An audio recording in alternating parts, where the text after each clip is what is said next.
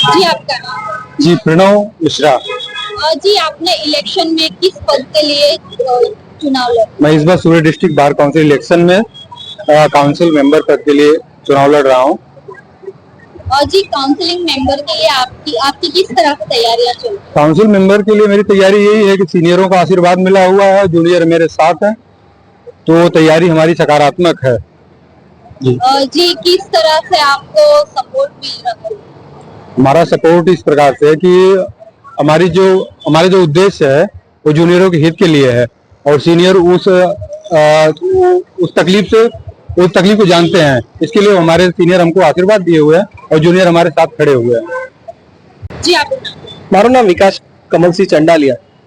जी आप एक એડવોકેટ તરીકે જે અત્યારે જે હાલ જે બાર કાઉન્સિલિંગની જે ઇલેક્શન ચાલી રહ્યું છે, તો આપ જે પેનલ આવશે એ બાબતે તમે કેવી એક પોતાની પેનલ પાસે કેવી આશા?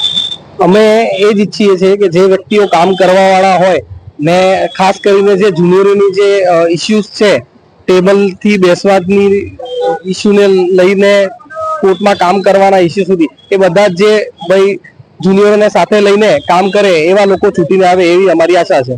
जी જે નવી પેનલ બનશે તો એ પેનલ પાસે મહત્વના કયા મુદ્દાઓને લઈ આપ આશા રાખી?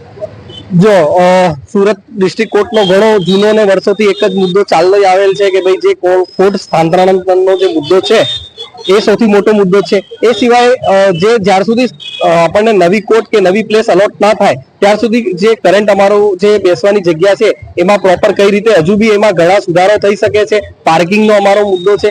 એની સાથે સાથે કોર્ટની અંદર જે અમારી કામગીરીઓ છે ને અમારે સામે જે પ્રશ્નો ઉભા થાય છે કે ભાઈ સાંજે અમારે મોડા સુધી બેસવું પડતું હોય છે એક નાના નાના કામ સાથે, એમાં કઈ રીતે સુધારા થઈ શકે એ બધા જે નવી કમિટી આવે ને એ અમારી પાસે બેસીને અમારા જે પ્રશ્નોનો છે એ નિરાકરણ લાવે એવી અમારી આશા છે।